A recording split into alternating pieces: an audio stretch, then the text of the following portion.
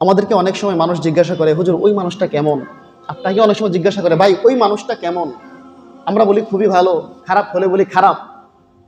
কিন্তু দুনিয়ার কোনো মানুষের সার্টিফিকেট দিতে হবে না রাসূল সাল্লাল্লাহু আলাইহি ওয়াসাল্লামের চরিত্র কেমন। স্বয়ং আল্লাহ রাব্বুল আলামিন সূরা কলমের 4 নম্বর আয়াতের মধ্যে বলে দেন, ওয়া ইন্নাকা লাআলা খুলুকিন আযীম। সুবহানাল্লাহ।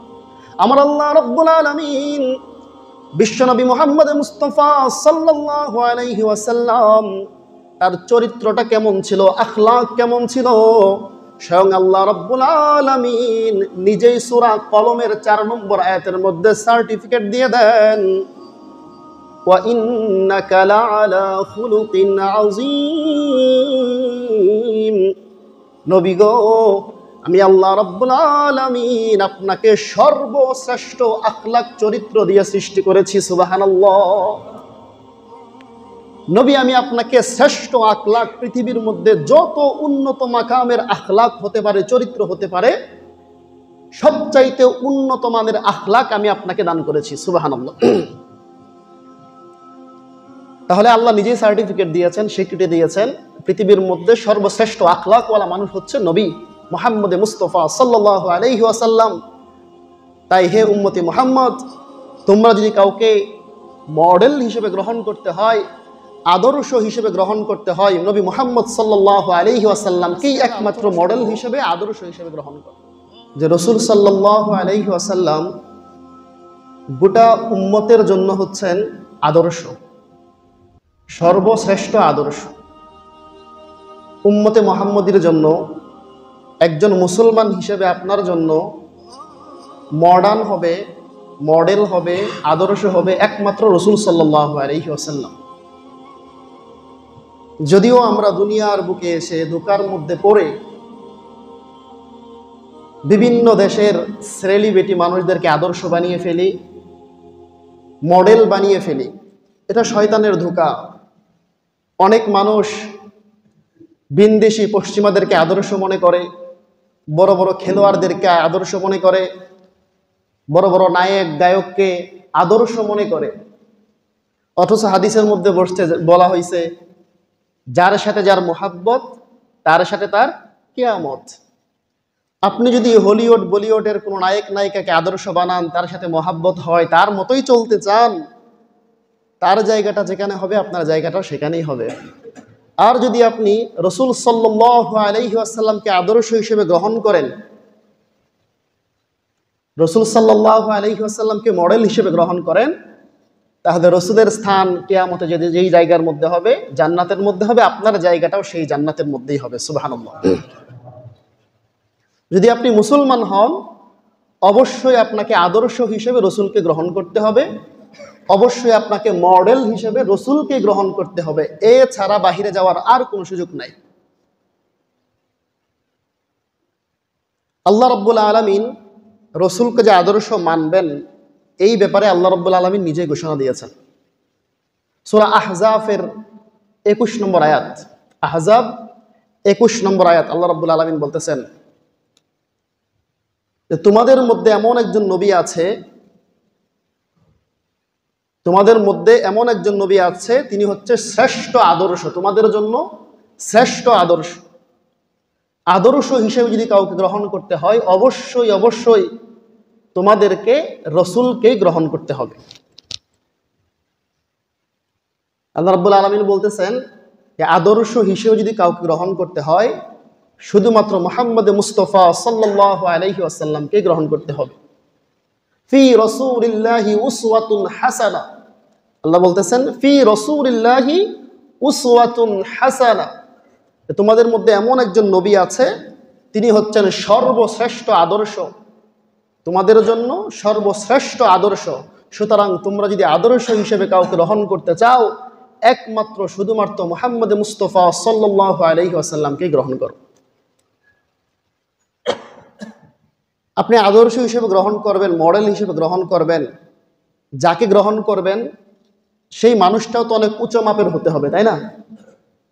একটা মানুষকে বিবেচনা করা হয় তার চরিত্রের দিকে লক্ষ্য করে, যার চরিত্র ভালো মানুষটা ভালো। যার চরিত্র খারাপ, মানুষটা খারাপ। তো রাসূল সাল্লাল্লাহু আলাইহি ওয়াসাল্লামের চরিত্র কেমন ছিল? আল্লাহ নিজেই সার্টিফিকেট দিচ্ছেন, সুবহানাল্লাহ।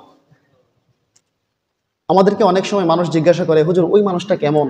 আপনাকে অনেক সময় জিজ্ঞাসা করে, ভাই ওই মানুষটা কেমন? আমরা বলি খুবই ভালো, খারাপ হলে বলি খারাপ। কিন্তু দুনিয়ার কোনো মানুষের সার্টিফিকেট দিতে হবে না রাসূল সাল্লাল্লাহু আলাইহি ওয়াসাল্লামের চরিত্র কেমন। স্বয়ং আল্লাহ রাব্বুল আলামিন সূরা কলমের 4 নম্বর আয়াতের মধ্যে বলে দেন, ওয়া ইন্নাকা লাআলা খুলুকিন আযীম। সুবহানাল্লাহ।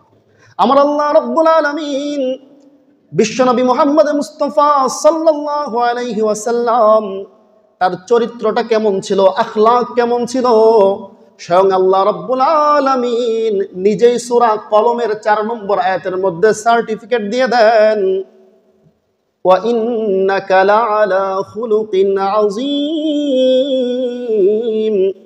নবী গো, আমি আল্লাহ রাব্বুল আলামিন আপনাকে সর্বশ্রেষ্ঠ আখলাক চরিত্র দিয়ে সৃষ্টি করেছি, সুবহানাল্লাহ। নবী, আমি আপনাকে শ্রেষ্ঠ আখলাক, পৃথিবীর মধ্যে যত উন্নত মাকামের আখলাক হতে পারে, চরিত্র হতে পারে, সবচাইতে উন্নত মানের আখলাক আমি আপনাকে দান করেছি, সুবহানাল্লাহ। তাহলে আল্লাহ নিজেই সার্টিফিকেট দিয়েছেন, স্বীকৃতি দিয়েছেন, পৃথিবীর মধ্যে সর্বশ্রেষ্ঠ আখলাকওয়ালা মানুষ হচ্ছে নবী মুহাম্মদ মুস্তাফা সাল্লাল্লাহু আলাইহি ওয়াসাল্লাম। তাই হে উম্মতি মুহাম্মদ, তোমরা যদি কাউকে মডেল হিসেবে গ্রহণ করতে হয়, আদর্শ হিসেবে গ্রহণ করতে হয়, নবী মুহাম্মদ সাল্লাল্লাহু আলাইহি ওয়াসাল্লামকেই একমাত্র মডেল হিসেবে, আদর্শ হিসেবে গ্রহণ করো। যদি আমরা হাদিসের দিকে তাকাই, আম্মা জান আয়েশা রাদিয়াল্লাহু তাআলা আনহার কাছে একজন সাহাবী প্রশ্ন করছেন, হে উম্মাহাতুল মুমিনিন, রাসূল সাল্লাল্লাহু আলাইহি ওয়াসাল্লামের চরিত্র কেমন ছিল? একজন মানুষ ভালো না মন্দ তারা জাস্টিফাইজ করতে হয় তার কাছের মানুষের কাছ থেকে জিজ্ঞাসা করে। আপনি স্ত্রীর কাছে জিজ্ঞাসা করলেই পাবেন স্বামীটা কেমন। তো সাহাবী আম্মা জান আয়েশার কাছে জিজ্ঞাসা করলো, হে উম্মাতুল মুমিনিন, রাসূল সাল্লাল্লাহু আলাইহি ওয়াসাল্লামের চরিত্রটা কেমন ছিল, আখলাক কেমন ছিল? আম্মা জান আয়েশা উত্তর দেয়, ও আমার উম্মত, ও মুহাম্মদ মুস্তাফা সাল্লাল্লাহু আলাইহি ওয়াসাল্লামের উম্মত, তুমি কি কোরআন পড়ো না? ওয়া কানা খুলুকুহুল কুরআন। নবী মুহাম্মদ মুস্তাফা সাল্লাল্লাহু আলাইহি ওয়াসাল্লামের চরিত্র ছিল, আখলাক ছিল গোটা কোরআন শরীফ, সুবহানাল্লাহ। গোটা কোরআনটাই ছিল রাসূলের আখলাক, গোটা কোরআনটাই ছিল রাসূলের চরিত্র, সুবহানাল্লাহ। তাহলে আমরা কোরআনের আয়াতের মাধ্যমে, রাসূলের হাদিসের মাধ্যমে জানতে পারলাম রাসূলের চরিত্র ছিল সবচাইতে উত্তম চরিত্র, সবচাইতে শ্রেষ্ঠ চরিত্র। আর একজন মানুষকে ভালো মন্দ যাচাই করা হয় তার চরিত্রের মাধ্যমে। তাই আল্লাহ রাব্বুল আলামিন সূরা আহজাবের 21 নম্বর আয়াতের মধ্যে বলেন, বান্দা, আদর্শ হিসেবে যদি কাউকে গ্রহণ করতে হয়, লাকাদ কানা লাকুম ফি রাসূলিল্লাহি উসওয়াতুন হাসানা, লাকাদ কানা লাকুম ফি রাসূলিল্লাহি উসওয়াতুন হাসানা, তোমাদের মধ্যে এমন একজন নবী রয়েছে, নবী মুহাম্মদ। সেই নবী মুহাম্মদ সাল্লাল্লাহু আলাইহি ওয়াসাল্লামকে তোমরা আদর্শ হিসেবে, মডেল হিসেবে গ্রহণ করো, বলেন সুবহানাল্লাহ। তাহলে আমরা কাকে গ্রহণ করবো ভাই আদর্শ হিসেবে? রাসূলকে? নাকি হলিউড, বলিউড, টেরিউড, কোন নায়ক নায়িকাকে, কোন বড় বড় খেলোয়াড়কে? কাকে আমরা আদর্শ হিসেবে গ্রহণ করব? যদি মুসলমান হিসেবে আমরা হয়ে থাকি, মুসলমান হয়ে থাকি, একমাত্র শুধুমাত্র নবী মুহাম্মদ মুস্তাফা সাল্লাল্লাহু আলাইহি ওয়াসাল্লামের আদর্শই গ্রহণ করতে হবে। আপনি যে কোনো সেক্টরে রাসূলের দিকে তাকাবেন, আপনি আপনার জীবনের যে কোনো সেক্টরে, যে কোনো ধাপে রাসূলকে ফলো করতে চাইবেন, রাসূলকে ফলো করতে পারবেন। যদি আপনি একজন বাবা হয়ে থাকেন, আপনার আদর্শ হবে সন্তানের ক্ষেত্রে রাসূল সাল্লাল্লাহু আলাইহি ওয়াসাল্লাম। যদি আপনি সন্তান হয়ে থাকেন, আপনার মা বাবার খেদমতের ক্ষেত্রে আদর্শ হবে রাসূল সাল্লাল্লাহু আলাইহি ওয়াসাল্লাম। যদি আপনি নেতা হয়ে থাকেন, কিভাবে সমাজের মধ্যে আপনার বিচার পরিচালনা করবেন, সেই হিসাবে আদর্শ হবে রাসূল সাল্লাল্লাহু আলাইহি ওয়াসাল্লাম। আপনি যদি রাষ্ট্রপ্রধান হয়ে থাকেন, রাষ্ট্র কিভাবে পরিচালনা করতে হবে, সেই আদর্শ হবে রাসূল সাল্লাল্লাহু আলাইহি ওয়াসাল্লাম। আপনি যদি একজন বিচারক হয়ে থাকেন, কিভাবে বিচার করবেন, সেই ক্ষেত্রে আদর্শ হয়ে থাকবে রাসূল সাল্লাল্লাহু আলাইহি ওয়াসাল্লাম। আপনি যদি মালিক হয়ে থাকেন আপনার কর্মচারীর সাথে কি ব্যবহার করবেন, এই ক্ষেত্রে আদর্শ হবে রাসূল সাল্লাল্লাহু আলাইহি ওয়াসাল্লাম। বলেন সুবহানাল্লাহ। তাহলে আমরা একটু তাকাই দেখি রাসূল সাল্লাল্লাহু আলাইহি ওয়াসাল্লামের জীবনে কি কি পাওয়া যায়। আমরা সবাই কারো না কারো সন্তান। হয়তো আমাদের পিতামাতা দুনিয়াতে জীবিত আছে অথবা মারা গেছে। একজন সন্তান তার মাতা পিতার সাথে সৎ ব্যবহারের ক্ষেত্রে রাসূল সাল্লাল্লাহু আলাইহি ওয়াসাল্লাম আমাদের আদর্শ। রাসূল সাল্লাল্লাহু আলাইহি ওয়াসাল্লাম পিতা মাতাকে কিভাবে সৎ ব্যবহার করতে হবে, তাদের সাথে কিভাবে ব্যবহার করতে হবে, রাসূল 1450 বছর আগেই বলে গিয়েছেন। রাসূলের কথাগুলোকে, রাসূলের আমলকে আমাদের গ্রহণ করতে হবে আদর্শ হিসেবে। বুখারী শরীফের হাদিস, মা বাবার খেদমত কিভাবে করব রাসূল শিখিয়ে গিয়েছেন। বুখারী শরীফের 527 নম্বর হাদিস, সাহাবী বর্ণনাকারী আব্দুল্লাহ ইবনে মাসউদ রাদিয়াল্লাহু তাআলা আনহু, তিনি রাসূলকে গিয়ে প্রশ্ন করছেন, ইয়া রাসূলুল্লাহ, সাআলতু রাসূলুল্লাহ সাল্লাল্লাহু আলাইহি ওয়াসাল্লাম আইয়ুল আ'মালি আহাব্বু ইলাল্লাহ, قال رسول الله صلى الله عليه وسلم الصلاة على وقتها، قال ثم أي، قال رسول الله صلى الله عليه وسلم بر الوالدين। হযরত আব্দুল্লাহ ইবনে মাসউদ রাদিয়াল্লাহু তাআলা আনহু রাসূল সাল্লাল্লাহু আলাইহি ওয়াসাল্লামকে গিয়ে প্রশ্ন করে, ইয়া রাসূলুল্লাহ, ইয়া হাবিবাল্লাহ, আল্লাহ রাব্বুল আলামিনের কাছে সবচাইতে প্রিয় আমল কোনটি আপনি আমাকে বলে দেন। আপনার আমার প্যারে হাবিব মুহাম্মদ মুস্তাফা সাল্লাল্লাহু আলাইহি ওয়াসাল্লাম জানিয়ে দেয়, ও আব্দুল্লাহ ইবনে মাসউদ, আল্লাহ রাব্বুল আলামিনের কাছে সবচাইতে প্রিয় আমল হলো as-সালাতু আলা ওয়াক্তিহা, নামাজকে তার সময় মতো আদায় করা। আব্দুল্লাহ ইবনে মাসউদ রাদিয়াল্লাহু তাআলা আনহু আবার প্রশ্ন করে, ইয়া রাসূলুল্লাহ সুম্মা আইয়ুন, তারপরে কোন আমলটা আল্লাহর কাছে সবচাইতে প্রিয়। আপনার আমার নবী মুহাম্মদ মুস্তাফা সাল্লাল্লাহু আলাইহি ওয়াসাল্লাম বলে দেয়, বিররুল ওয়ালিদাইন, পিতা মাতার খেদমত করা। সুবহানাল্লাহ। পিতা মাতার খেদমত করা আল্লাহর কাছে সবচাইতে প্রিয় আমল। সুবহানাল্লাহ। কে বলেছেন ভাই? বিশ্ব মানবতার মুক্তির দূত মুহাম্মদ মুস্তাফা সাল্লাল্লাহু আলাইহি ওয়াসাল্লাম বলে দিয়েছেন, তুমি যদি সন্তান হয়ে থাকো আল্লাহর কাছে সবচাইতে প্রিয় আমল হলো মা বাবার খেদমত করা। সুবহানাল্লাহ। রাসূল সাল্লাল্লাহু আলাইহি ওয়াসাল্লাম তো জন্মের আগেই তার পিতাকে হারিয়ে ফেলছেন। মাত্র 6 বছর বয়সেই মাকেও হারিয়ে ফেলছেন। তো আপন পিতা মাতার খেদমত করার সুযোগ হয় নাই। তিনার একজন দুধমা ছিল, হালিমাতুস সাদিয়া, আপনারা সকলেই জানেন। একদিনের ঘটনা দেখেন, রাসূল সাল্লাল্লাহু আলাইহি ওয়াসাল্লাম পিতামাতার, আপন পিতামাতা না, দুধমাতা, কিভাবে তিনি তারকে সম্মান করেছেন, সদ্ব্যবহার করেছেন। একদিন রাসূল সাল্লাল্লাহু আলাইহি ওয়াসাল্লাম সাহাবাদেরকে নিয়ে বসা ছিলেন। এমন অবস্থায় একজন বৃদ্ধ মহিলা রাসূল সাল্লাল্লাহু আলাইহি ওয়াসাল্লামের কাছে আসলেন। রাসূল সাল্লাল্লাহু আলাইহি ওয়াসাল্লাম ওই বৃদ্ধ মহিলাকে দেখার সাথে সাথে লাফ দিয়ে দাঁড়িয়ে গেলেন। তাড়াহুড়া করে কোথায় বসাবেন, কোথাও জায়গা পাচ্ছেন না, কিসের উপরে বসাবেন। রাসূল সাল্লাল্লাহু আলাইহি ওয়াসাল্লামের গায়ের মধ্যে একটা চাদর ছিল। বিশ্ব মানবতার মুক্তির দূত, আল্লাহর পরে যার মর্যাদা তার কথা বলতেছি, তিনার গায়ের মধ্যে একটা চাদর ছিল। এই চাদরটা সাথে সাথে টান দিয়ে জমিনের মধ্যে বিছিয়ে দেয়। বিছিয়ে দেওয়ার পরে বলে, আপনি এখানে বসেন। কিছুক্ষণ বসার পরে যখন ওই বৃদ্ধ মহিলা চলে যায়, সাহাবা একরাম প্রশ্ন করলেন, ইয়া রাসূলুল্লাহ, ইয়া হাবিবাল্লাহ, ইয়া রাসূলুল্লাহ, ইয়া হাবিবাল্লাহ, একজন বৃদ্ধ মহিলা আসলো আর আপনাকে এমন ভাবে এত তাড়াতাড়ি করে কাজ করতে, এত সম্মান কাউকে দিতে কোনোদিন দেখি না। ইয়া রাসূলুল্লাহ, এই বৃদ্ধ মহিলাটাকে।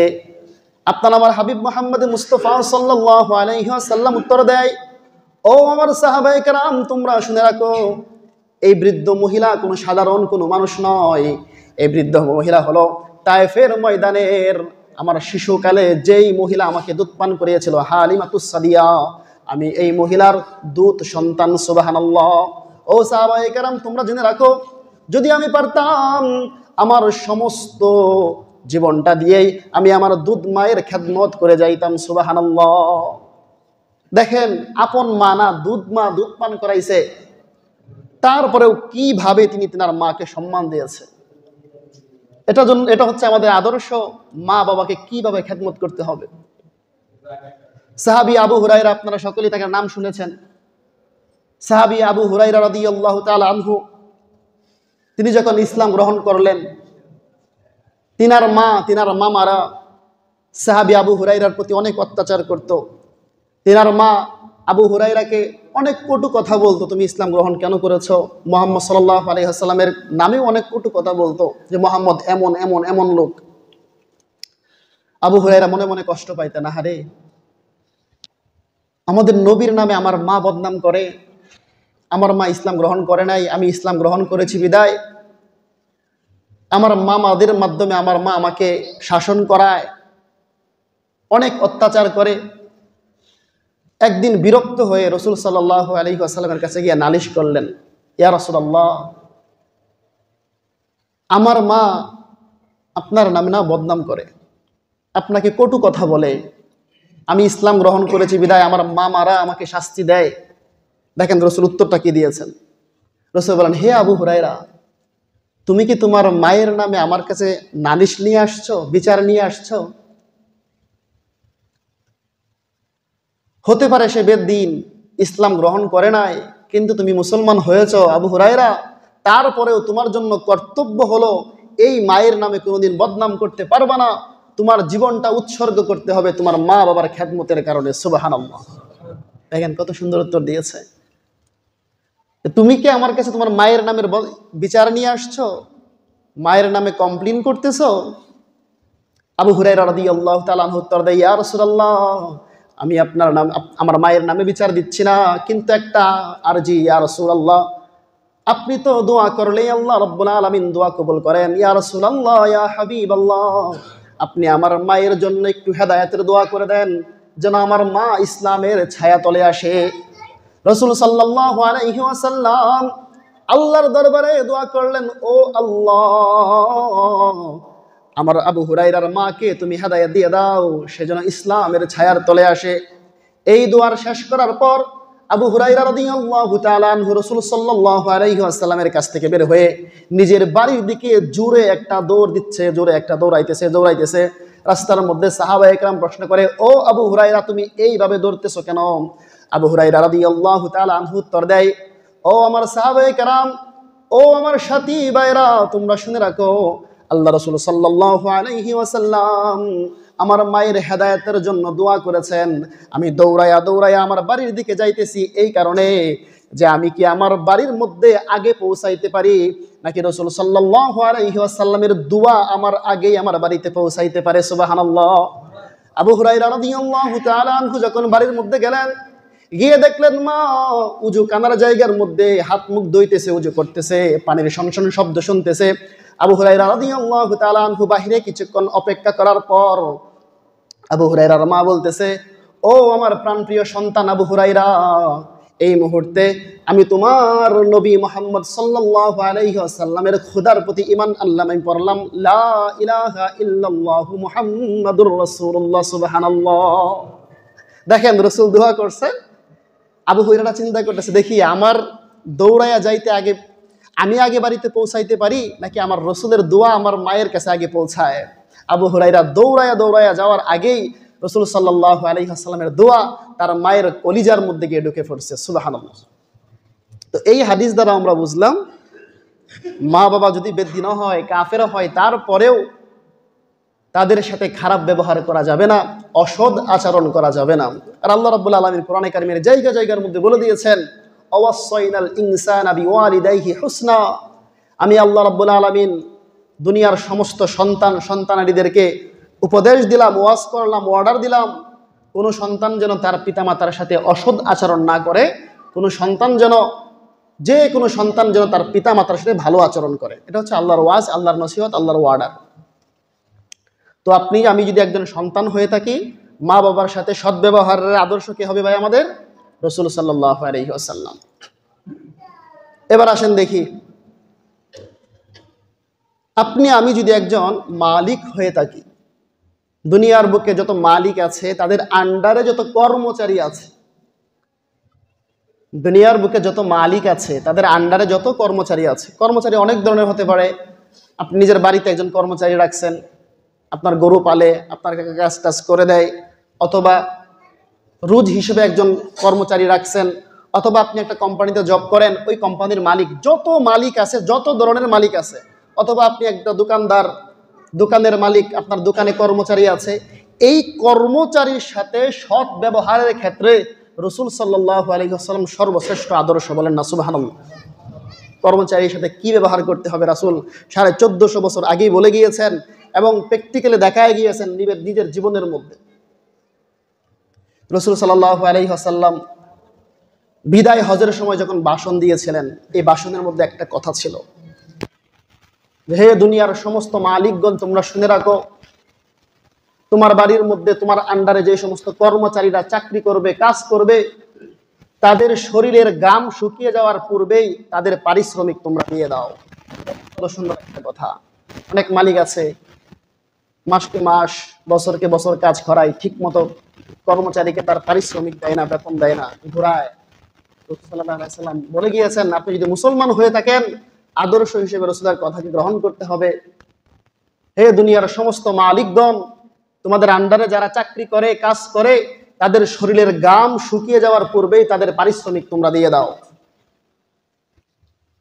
হযরতে আনাস রাদিয়াল্লাহু তাআলা একজন সাহাবী ছিলেন, তিনি ছিলেন রাসূলের খাদেম, রাসূলের খেদমত করতেন। দেখেন আমাদের মধ্যে আর রাসূল সাল্লাল্লাহু আলাইহি ওয়াসাল্লামের জীবনের মধ্যে কত পার্থক্য। আমাদের আদর্শ হবে রাসূল। হযরতে আনাস রাদিয়াল্লাহু তাআলা আনহুর বয়স যখন 10 বছর, তিনার মা হযরতে আনাস রাদিয়াল্লাহু তাআলা আনহুকে রাসূলের কাছে নিয়ে গিয়েছেন।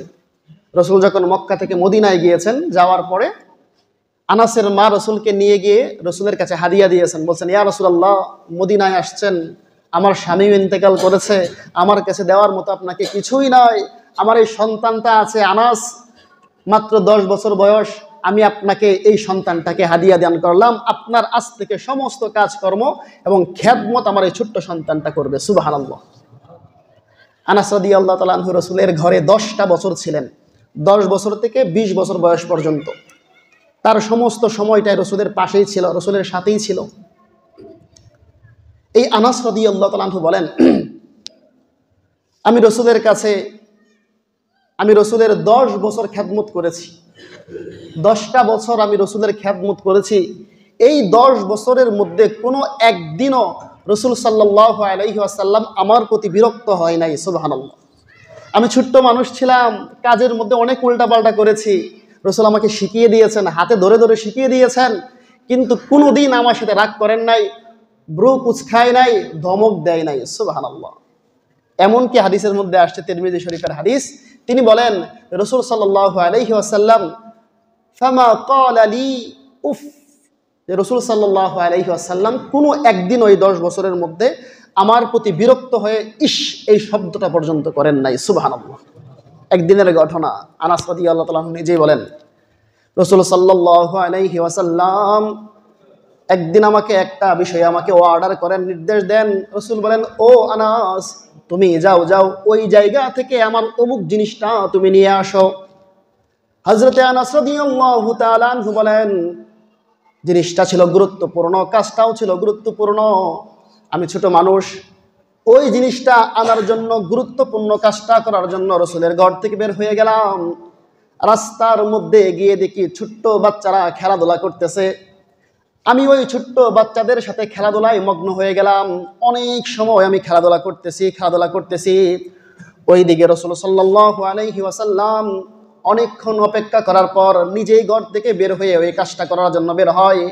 রাস্তার মধ্যে এসে দেখে রাসূল সাল্লাল্লাহু আলাইহি ওয়াসাল্লাম দাঁড়িয়ে থাকে এবং দেখতে থাকে আমি আনাস বাচ্চাদের সাথে খেলাধুলা করতেছি। স্বাভাবিকভাবে যে কোনো মালিক হইতো তার কর্মচারীকে, তার আন্ডারে যারা আছে খাদেমকে ধমক দিত, শাসাইতো, রাগান্বিত হইতো। আনাস রাদিয়াল্লাহু তাআলা আনহু বলেন, ওয়াল্লাহি, আল্লাহর কসম, আমি যখন বাচ্চাদের সাথে খেলাধুলা করতেছিলাম, অনেকক্ষণ রাসূল সাল্লাল্লাহু আলাইহি ওয়াসাল্লাম আমাদের খেলাধুলা দেখতেছিলেন। তিনি আমাকে ডাক দিয়ে বলেন, ও আনাস, একটা মুস্কি হাসি দিয়ে বলেন, ও আনাস, তুমি কি ভুলে গিয়েছো তোমাকে একটা কাজের জন্য পাঠিয়েছিলাম? সুবহানাল্লাহ। দেখেন কি উদাহরণ আমাদের জন্য। একজন কর্মচারী, একজন খাদেম তার মালিকে একটা গুরুত্বপূর্ণ কাজে পাঠিয়েছে। কর্মচারী রাস্তার মধ্যে গিয়ে ভইলা বাচ্চাদের সাথে খেলাধুলায় মগ্ন হয়ে গেছে। তো স্বাভাবিক নিয়ম ছিল যে কোনো মালিক তাকে ধমক দিবে, তাকে শাসন করবে। আনাস বলতেছেন, রসুল আমাকে ধমক দেয় নাই, আমাকে শাসন করে নাই। রসুল আমার পাশে গিয়ে বলতেছে, আনাস তোমাকে যে একটা কাজের কথা বলছিলাম, একটা মুস্কি হাসি দিয়েছেন, মুস্কি হাসি দিয়ে বলতেছেন, আনাস তোমাকে একটা কাজের কথা বলেছিলাম, তুমি কি ভুলে গেছো? আনাস রাদিয়াল্লাহু তাআলা আনহু বলেন, এই একটা মুস্কি হাসি আমার সারা জীবনের শাসনের জন্য যথেষ্ট হয়ে গিয়েছে। সুবহানাল্লাহ। তাহলে কাউকে শাসন করতে হলে সবসময় বেদ দিয়া পিটায় শাসন করতে হয় না। অনেক সময় শাসন করতে জানলে মুস্কি হাসি দিয়ে শাসন করা যায়। রাসূল সাল্লাল্লাহু আলাইহি ওয়াসাল্লাম মুস্কি হাসি দিয়ে যখন বললেন, তুমি কি ভুলে গিয়েছো তোমার কাজের কথা? আনাস রাদিয়াল্লাহু তাআলা আনহু সাথে সাথে ওই কাজটা করছেন। এই ঘটনা দ্বারা আমরা বুঝতে পারলাম একজন মালিকের জন্য তার কর্মচারীর সাথে সৎ ব্যবহারের ক্ষেত্রে সর্বশ্রেষ্ঠ আদর্শ হচ্ছে মুহাম্মদ মুস্তাফা সাল্লাল্লাহু আলাইহি ওয়াসাল্লাম। আপনি যদি পিতা হয়ে থাকেন, দাদা হয়ে থাকেন, নানা হয়ে থাকেন, আপনার সন্তানের সাথে কি ব্যবহার করবেন, আপনার নাতির সাথে কি ব্যবহার করবেন, এই ক্ষেত্রেও রাসূল সাল্লাল্লাহু আলাইহি ওয়াসাল্লাম সর্বশ্রেষ্ঠ আদর্শ। সুবহানাল্লাহ। রাসূল সাল্লাল্লাহু আলাইহি ওয়াসাল্লাম ছিলেন তার ফ্যামিলির ব্যাপারে সবচাইতে বেশি কমল, সবচাইতে বেশি দরদি। তিনার ফ্যামিলিকে তিনি সবসময় আগলায় রাখতেন। হাদিসে পাকের মধ্যে আসছে, রাসূল সাল্লাল্লাহু আলাইহি ওয়াসাল্লাম তার এক কন্যা ফাতেমা রাদিয়াল্লাহু তাআলা আনহার ব্যাপারে বলেন, ফাতেমা হচ্ছে আমার মিন্নি, ফাতেমা হচ্ছে আমার একটা গোশতের টুকরা। যেই ব্যক্তি ফাতেমাকে ভালোবাসবে সেজন্য আমাকেই ভালোবাসে, যে ব্যক্তি ফাতেমাকে কষ্ট দিবে সেজন্য আমাকেই কষ্ট দেয়। সুবহানাল্লাহ। সন্তানের প্রতি মায়া দরদ। রাসূল সাল্লাল্লাহু আলাইহি ওয়াসাল্লামের কয়েকটা সন্তান ছিল, সবগুলোই শৈশবেই মারা যায়। একটা সন্তানের নাম ছিল আবুল কাসেম। ওই কাসেম নাম ছিল কাসেম, রাসূলের উপাধি ছিল আবুল কাসেম। তো ওই কাসেমকে রাসূল সাল্লাল্লাহু আলাইহি ওয়াসাল্লাম নিজের বাড়ি থেকে অনেক দূরে দুধ পান করার জন্য পাঠাইতেন। সাহাবায়ে কেরাম বলেন, রাসূল সাল্লাল্লাহু আলাইহি ওয়াসাল্লাম সন্তানের প্রতি এতই দরদ ছিল, প্রতিদিন সকালবেলায় ওই কাসেমকে দেখার জন্য দূর পাহাড়ের পাড়ি দিয়া সৈরা ওই সন্তানকে দেখতে যাইতেন এবং কয়েকটা চুমু খায়া আবার বাড়ির মধ্যে ফিরে আসতেন। সুবহানাল্লাহ।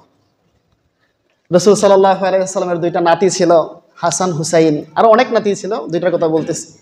হাসান হুসাইন রাদিয়াল্লাহু তাআলা আনহু, সাহাবায়ে কেরাম বলেন যে রাসূল সাল্লাল্লাহু আলাইহি ওয়াসাল্লাম হাসান হুসাইনের গোটা শরীরের মধ্যে এমন কোনো জায়গা নাই যে যেই জায়গার মধ্যে রাসূল সাল্লাল্লাহু আলাইহি ওয়াসাল্লাম চুমু খায় নাই। সুবহানাল্লাহ। এক সাহাবী বলতেছে, ইয়া রাসূলুল্লাহ, আপনি আপনার বাচ্চাকে, আপনার নাতিকে চুমু দেন, আমার 10টা সন্তান আছে, জীবনে কোনোদিন একটা সন্তানকে আমি চুমু খাই নাই। রাসূল সাল্লাল্লাহু আলাইহি ওয়াসাল্লাম বললেন, আল্লাহ যদি তোমার প্রতি রহম না দান করে তাহলে আমার কি করার আছে? আরে বাচ্চারা তো হচ্ছে একটা ফুলের মতো, এই ফুলটাকে কি তুমি আদর করবে না, তুমি সোহাগ করবে না? আল্লাহ আমার প্রতি রহম দিয়েছেন, তাই তো আমি বাচ্চাকে আদর করি। সুবহানাল্লাহ। আপনি যদি নানা হয়ে থাকেন, আপনার জন্য শ্রেষ্ঠ আদর্শ রাসূল সাল্লাল্লাহু আলাইহি ওয়াসাল্লাম। হাসান হুসাইন ছিল রাসূল সাল্লাল্লাহু আলাইহি ওয়াসাল্লামের নাতি, হাসান হুসাইন ছিল রাসূলের নানা। তো এই হাসান হুসাইনের সাথে তিনি মাঝে মধ্যে খুনসুটি করতেন। এমনও সময় যাইতো রাসূল সাল্লাল্লাহু আলাইহি ওয়াসাল্লাম সেজদায় গিয়েছেন, হাসান হুসাইন রাদিয়াল্লাহু তাআলা আনহু নানার পিঠের মধ্যে উঠে যাইতেন, একজন কাঁধের মধ্যে উঠে যাইতেন। সেজদা থেকে আর উঠতে পারতেন না, দীর্ঘ সময় তিনি সেজদা করতেন। একটা সময় এমন দেখা গেছে হাত দিয়ে নামায়া দিবেন, আল্লাহ রাব্বুল আলামিন আরশে আজিম থেকে জিব্রাইলকে পাঠিয়ে দেয়, ও রাসূল, আপনার দুই নাতি আপনার পিঠের মধ্যে উঠছে, একজন গলার মধ্যে উঠছে, এই দৃশ্যটাই আমার কাছে ভালো লাগতেছে, আপনি উঠেন না, আপনি সেজদার মধ্যেই থাকতে থাকেন। সুবহানাল্লাহ। দেখেন খুনসুটি। আরো সুন্দর একটা খুনসুটি আছে। একদিন হযরতে হুসাইন রাদিয়াল্লাহু তাআলা আনহু তার নানাকে গিয়ে প্রশ্ন করলো, ইয়া রাসূলুল্লাহ, নানা জান, আচ্ছা বলেন তো আমি উত্তম নাকি আপনি উত্তম? নানা কাছে নাতি গিয়ে প্রশ্ন করছে, ইয়া রাসূলুল্লাহ, আপনি বলেন তো আমি উত্তম নাকি আপনি উত্তম? অনেক সময় চালাক চতুর বাচ্চা থাকে না, অনেক ধরনের প্রশ্ন করে বাচ্চা, নানা নানিকে, দাদাকে, দাদিকে, বাবাকে, মাকে অনেক প্রশ্ন করে। তো হুসাইন রাদিয়াল্লাহু তাআলা আনহু তার নানাকে গিয়ে প্রশ্ন করছে, ইয়া রাসূলুল্লাহ, আপনি বলেন আপনি উত্তম নাকি আমি উত্তম? রাসূল বললেন, দেখো, আমি যেহেতু আল্লাহর রাসূল, আল্লাহর নবী, আমি তো সবার চাইতে উত্তম। হুসাইন রাদিয়াল্লাহু তাআলা আনহু বলেছেন, এটা আমি মানি না, আপনি আমার চাইতে উত্তম না, আপনার চাইতে আমি উত্তম। তো রাসূল বলতেছেন, আচ্ছা ঠিক আছে, যুক্তি দাঁড় করাও, দলিল দাও তুমি যে আমার চাইতে উত্তম। দেখেন কি যুক্তি দিচ্ছেন। হুসাইন রাদিয়াল্লাহু তাআলা আনহু প্রশ্ন করলেন, ইয়া রাসূলুল্লাহ, ইয়া হাবিবাল্লাহ, আপনার পিতার নাম কি? রাসূল সাল্লাল্লাহু আলাইহি ওয়াসাল্লাম বললেন, আমার পিতার নাম আব্দুল্লাহ। এবার হুসাইন রাদিয়াল্লাহু তাআলা আনহু বললেন, ও নানা জান, আপনার পিতার নাম আব্দুল্লাহ, সামনেও কোনো উপাধি নাই, পিছনেও কোনো উপাধি নাই, কিন্তু আমার পিতার নাম শেরে খুদা আলী কাররামাল্লাহু ওয়াজহা। এমন একজন পিতা, এমন একজন পিতা, যেই পিতার ব্যাপারে আমার আল্লাহ রাব্বুল আলামিন আরশে আজিম থেকে ঘোষণা করেছেন শেরে খুদা। গোটা পৃথিবীর সমস্ত বেঈমান কাফেরদের জন্য আমার আল্লাহ রাব্বুল আলামিন আমার পিতাকে বাঘ হিসেবে দুনিয়াতে প্রেরণ করেছেন। সুবহানাল্লাহ। আরে আপনার পিতার সামনেও কোনো টাইটেল নাই, উপাধি নাই, পিছনেও কোনো টাইটেল নাই, আমার পিতাকে আল্লাহ রাব্বুল আলামিন ঘোষণা করেছেন সমস্ত কাফের বেঈমানদের জন্য বাঘ হিসেবে দুনিয়াতে প্রেরণ করেছেন। সুবহানাল্লাহ। হে রাসূল, আপনি বলেন আপনার পিতা উত্তম নাকি আমার পিতা উত্তম? রাসূল বলেন, অবশ্যই তোমার পিতা উত্তম, তোমার পিতার দাম বেশি। এবার রাসূল সাল্লাল্লাহু আলাইহি ওয়াসাল্লাম কে আবার প্রশ্ন করেন, আচ্ছা আপনার মায়ের নাম কি? রাসূল সাল্লাল্লাহু আলাইহি ওয়াসাল্লাম উত্তর দিন, আমার মায়ের নাম আমেনা। হুসাইন বলতেছে, সামনে পিছনে কোনো উপাধি নাই, কোনো টাইটেল নাই, শুধু আমেনা। কিন্তু আপনি কি আমার মাকে চিনেন? আমার মায়ের নাম ফাতেমা রাদিয়াল্লাহু তাআলা আনহা। রাসূল সাল্লাল্লাহু আলাইহি ওয়াসাল্লাম যার কলিজার টুকরা হচ্ছে আমার মা। সুবহানাল্লাহ। হে নবী, আপনি শুনেন, নানা জান আপনি শুনেন। শুধু তাই নয়, আমার নানা জান অর্থাৎ নবীর কলিজার টুকরাই নয়, বরং আমাদের নবী আমার মায়ের ব্যাপারে ঘোষণা করেছেন, ফাতিমাতু সাইয়্যিদাতু নিসাই আহলিল জান্নাহ, ফাতেমা হবে জান্নাতের সমস্ত নারীদের জন্য সর্দারিনী। সুবহানাল্লাহ। এবার প্রশ্ন করতেছে, আচ্ছা আপনি বলেন আপনার মায়ের দাম বেশি নাকি আমার মায়ের দাম বেশি? রাসূল বলেন, ওয়াল্লাহি আল্লাহর কসম, তোমার মায়ের দাম বেশি। দেখেন কি প্রশ্ন করতেছে। এবার আসছে, ইয়া রাসূলুল্লাহ, আপনি বলেন আপনার নানির নাম কি? রাসূল সাল্লাল্লাহু আলাইহি ওয়াসাল্লাম বললেন, আমার নানির নাম বাররা বিনতে আব্দুল উজ্জা। হুসাইন বলতেছে, ইয়া রাসূলুল্লাহ, আপনার এই মাকে কি কেউ চিনে? আপনার মায়ের নাম কি কেউ জানে? আমরা অনেকেই তো জানি না রাসূলের নানির নাম কি, বাররা বিনতে আব্দে উজ্জা। তখন হুসাইন রাদিয়াল্লাহু তাআলা আনহু বলে, ইয়া রাসূলুল্লাহ, আপনি কি আমার নানিকে চিনেন? আমার নানি কে? আমার নানি হচ্ছে খাদিজাতুল কুবরা, এমন একজন নারী, যে নারীর লক্ষ লক্ষ কোটি কোটি টাকা ছিল, সমস্ত টাকা পয়সাগুলোই জামানার নবীর পিছনে খরচ করেছেন। জামানার নবী নিজে খরচ করেছেন দ্বীনকে প্রচার প্রসার করার জন্য। সুবহানাল্লাহ। তিনি নিজের নানির প্রশংসা করতেছেন, ইয়া রাসূলুল্লাহ, ইয়া হাবিবাল্লাহ, আমার না জান, আপনি কি জানেন আমার নানি কেমন? বিশ্বনবী মুহাম্মদ মুস্তাফা সাল্লাল্লাহু আলাইহি ওয়াসাল্লাম দ্বীনের প্রচার প্রসারের জন্য যখন বাহিরে যাইতেন, বেঈমান কাফেররা যখন তার উপরে অত্যাচার করত, অনেক ব্যথিত হইতেন। হুসাইন বলে, ইয়া রাসূলুল্লাহ, ও আমার নানা জান, আমার নানি, আমার নানা যখন ঘরের মধ্যে ঢুকতো, আমার ঘরটাকে, আমার নানির ঘরটাকে জান্নাতের টুকরা বানায় নিতেন। জামানার নবী মুহাম্মদ মুস্তাফা সাল্লাল্লাহু আলাইহি ওয়াসাল্লাম আমার নানির ঘরে ঢোকার সাথে সাথে সমস্ত কষ্টগুলো ভুলে যাইতেন। সুবহানাল্লাহ। ইয়া রাসূলুল্লাহ, গো নানা জান, আপনি কি আমার নানিকে চিনেন? আমার নানি হচ্ছে এমন একজন নানি, আরশে আজিম থেকে আমার আল্লাহ রাব্বুল আলামিন আমার নানির উপরে সালাম প্রেরণ করেছেন। সুবহানাল্লাহ। ইয়া রাসূলুল্লাহ, ও নানা জান, শুধু তাই নয়, আমার নানি যখন মৃত্যুর মুখে পতিত হইতেছেন, জীবনের শেষ লগ্নে গিয়ে পৌঁছেছেন, ওই মুহূর্তে তার স্বামী মুহাম্মদ মুস্তাফা সাল্লাল্লাহু আলাইহি ওয়াসাল্লামকে ওসিয়ত করেছিলেন, ও আমার প্রাণপ্রিয় স্বামী, মনে হয় আমি দুনিয়ার বুকে আর বেশি দিন বাঁচব না। কবরের জগৎ অন্ধকার জগৎ, কবরের এই জগৎকে আমি অনেক ভয় পাই, ফেরেশতাদেরকে ভয় পাই। ইয়া রাসূলুল্লাহ, ইয়া হাবিবাল্লাহ, তিনটা ওসিয়ত আমি আপনাকে করে যাইতেছি, তিনটা ওয়াদা করতেছি, এই তিনটা ওয়াদা কি আপনি আমার পূরণ করবেন? রাসূল সাল্লাল্লাহু আলাইহি ওয়াসাল্লাম বলেন, ও আমার প্রাণপ্রিয় স্ত্রী, কি তোমার সেই তিনটা ওয়াদা? অবশ্যই আমি পূরণ করব। আম্মা জান খাদিজাতুল কুবরা রাদিয়াল্লাহু তাআলা আনহা বলেন, এক নাম্বার ওয়াদা হচ্ছে, এক নাম্বার দাবি হচ্ছে, আমি যখন মৃত্যুবরণ করব তখন আপনি আমাকে যে কাফনের কাপড়টা দিবেন সেই কাফনের কাপড়টা বাজার থেকে কিনে দিবেন না, বরং আপনার পরিহিত একটা জুব্বার কাপড় দিয়ে আপনি আমাকে কাফনের কাপড় ছানাইয়া দিবেন। ইয়া রাসূলুল্লাহ, কবরের মধ্যে যখন আমি যাইব, ফেরেশতারা যখন আমাকে আযাব দিতে আসবে, আপনার জুব্বার কাপড় দেখে, আপনার পরিহিত জুব্বা দেখে তারা আমাকে মাফ করে দিবে। ইয়া রাসূলুল্লাহ, ইয়া হাবিবাল্লাহ, 2 নম্বর শর্ত হলো, 2 নম্বর দাবি হলো আপনি নিজ হাতে আমাকে কবরের মধ্যে শোয়া দিবেন। ইয়া রাসূলুল্লাহ, আপনার হাত মুবারক যদি আমার গায়ের মধ্যে লাগে, আমার ধারণা হলো আযাবের ফেরেশতারা আপনার হাতের ছোঁয়ার বরকতে আমাকে মাফ করে দেবে। ইয়া রাসূলুল্লাহ, ইয়া হাবিবাল্লাহ, 3 নম্বর দাবি হলো সবাই যখন কবর দেওয়ার পরে নিজের বাড়ির মধ্যে চলে যাবে, ঘরের মধ্যে চলে যাবে, আপনি কিন্তু আমার কবরের পাশেই বসে থাকবেন, দাঁড়িয়ে থাকবেন। কেননা মুনকার নাকির যখন প্রশ্ন করতে আসবে আমি ভয় পাবো। ইয়া রাসূলুল্লাহ, আমার সওয়ালের জবাবগুলো বিশ্বনবী আপনি নিজেই দান করে দেবেন। সুবহানাল্লাহ। ঠিকই যখন আম্মাজান খাদিজাতুল কুবরা রাদিয়াল্লাহু তাআলা আনহু ইন্তেকাল করে, রাসূলের একটা জুব্বা মুবারক দিয়ে কাফন ছড়ানো হয়, নিজ হাতেই দাফন করানো হয়। দাফন করার পরে সমস্ত সাহাবায়ে কেরাম নিজ নিজ ঘরের মধ্যে চলে যায়, বাড়ির মধ্যে চলে যায়। রাসূল সাল্লাল্লাহু আলাইহি ওয়াসাল্লাম কবরের পাশেই বসে আছেন।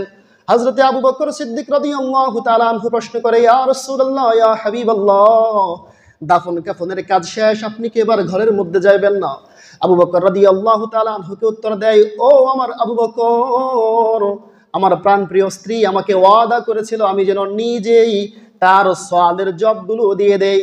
ও আবু বকর, তুমি বাড়িতে চলে যাও, মুনকার নাকির আসবে, আমি আমার প্রাণপ্রিয় স্ত্রীর সওয়ালের জবটা নিজেই দান করে দেব। সুবহানাল্লাহ। বহু সময় অপেক্ষা করে কিন্তু মুনকার নাকির আসে না। সর্বশেষ অনেকক্ষণ পরে হযরতে জিবরিল আলাইহিস সালাতু ওয়াস সালাম রাসূল সাল্লাল্লাহু আলাইহি ওয়াসাল্লামের কাছে এসে সালাম দেয়, ইয়া রাসূলুল্লাহ, ইয়া হাবিবাল্লাহ, আপনি কেনই বসে আছেন? রাসূল বলেন, আমার প্রাণপ্রিয় স্ত্রী আমাকে ওয়াদা করিয়ে গিয়েছেন আমি যেন তার সওয়ালের জবাবটা দিয়ে দেই। জিবরিল আমিন বলেন, ইয়া রাসূলুল্লাহ, ইয়া হাবিবাল্লাহ, আপনার স্ত্রী খাদিজাতুল কুবরা এমন একজন মহিলা, এমন একজন মাকবুল মহিলা, মুনকার নাকিরের প্রশ্ন আপনি দিবেন এটা কষ্ট হবে। আল্লাহ রাব্বুল আলামিন আরশে আজিম থেকে সব কিছু দেখতেছেন, জানতেছেন। মুনকার নাকিরের প্রশ্ন আপনার দেওয়ার দরকার নাই। আমার আল্লাহ রাব্বুল আলামিন আরশে আজিম থেকে আপনার প্রিয় স্ত্রীর মুনকার নাকিরের সওয়ালের জবাব দিয়ে দিয়েছেন। সুবহানাল্লাহ। হুসাইন আবার প্রশ্ন করে, ইয়া রাসূলুল্লাহ, আমার নানির সওয়াল জবাব যে আল্লাহ আরশে আজিম থেকে দিয়ে দেয়, ওই আমার নানি উত্তম নাকি আপনার নানি উত্তম?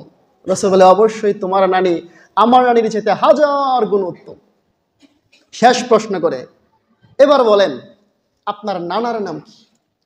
রাসূল বলেন, আমার নানার নাম ওয়াহাব ইবনে আব্দে মানাফ। হুসাইন বলতেছে, কে বা তাকে চিনে, কয়জনেই চিনে, আমি তো নিজেই চিনি না ভালো করে। বলতেছেন, আমি তো নিজেই ভালো করে চিনি না আপনার নানাকে, কিন্তু আপনি কি আমার নানাকে চিনেন? আপনি কি আমার নানাকে চিনেন? আমার নানাকে?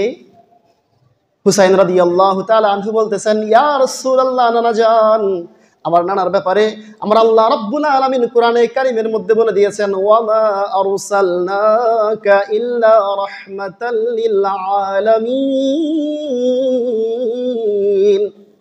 ও নানা জান, গোটা পৃথিবীর সমস্ত মাখলুকাতের জন্য, সমস্ত মানবের জন্য, সমস্ত সৃষ্টির জন্য আমার নানাজানকে আল্লাহ রাব্বুল আলামিন রহমত হিসেবে প্রেরণ করেছেন। সুবহানাল্লাহ। ও নানাজান, আপনার নানাকে কয়জনই বা চিনে? কিন্তু আমার এমন একজন নানা, যেই নানা দুনিয়ার বুকে না আসলে গোটা পৃথিবীর মধ্যে কোনো রহমত থাকতো না। শুধু তাই নয়, কাল কিয়ামতের দিন সমস্ত মানুষ যখন পিপাসিত অবস্থায় দৌড়াইতে থাকবে, আমার নানা জান হাউজে কাউসারের মালিক হয়ে সমস্ত মানুষদেরকে পানি পান করাবে। ইয়া রাসূলুল্লাহ, এবার বলেন আপনার নানা উত্তম নাকি আমার নানা উত্তম? রাসূল সাল্লাল্লাহু আলাইহি ওয়াসাল্লাম আপন নাতি হুসাইন রাদিয়াল্লাহু তাআলা আনহুর এই প্রশ্নগুলো শুনে আর নিজেকে ধরে রাখতে পারে না। রাসূল সাল্লাল্লাহু আলাইহি ওয়াসাল্লাম দাঁড়িয়ে যায় এবং হুসাইন রাদিয়াল্লাহু তাআলা আনহুকে ঝরায়া ধরে চুমু খাইতে থাকে আর বলতে থাকে, ওরে আমার নাতি, ওয়াল্লাহি আল্লাহর কসম, নিশ্চয় তুমি আমার চাইতে উত্তম। সুবহানাল্লাহ। দেখেন কত সুন্দর ঘটনা। নাতির সাথে, সন্তানের সাথে রসুল সাল্লাল্লাহু আলাইহি ওয়াসাল্লামের খুনসুটি। আপনি যে কোনো দিকে তাকাবেন, রাসূলের জীবনে আপনার জন্য শ্রেষ্ঠ মডেল, আপনার জন্য শ্রেষ্ঠ আদর্শ। এই জন্য তো আল্লাহ রাব্বুল আলামিন সূরা আহজাবের মধ্যে বলেন, সূরা আহজাবের 21 নম্বর আয়াতের মধ্যে বলেন, লাকাদ কানা লাকুম ফি রাসূলিল্লাহি উসওয়াতুন হাসানা, তোমাদের মধ্যে এমন একজন নবী আছে যার মধ্যে শ্রেষ্ঠ আদর্শ দান করা হয়েছে। যদি তুমি মুসলমান হয়ে থাকো, ওই নবীকেই তোমার আদর্শ হিসেবে, মডেল হিসেবে গ্রহণ করো।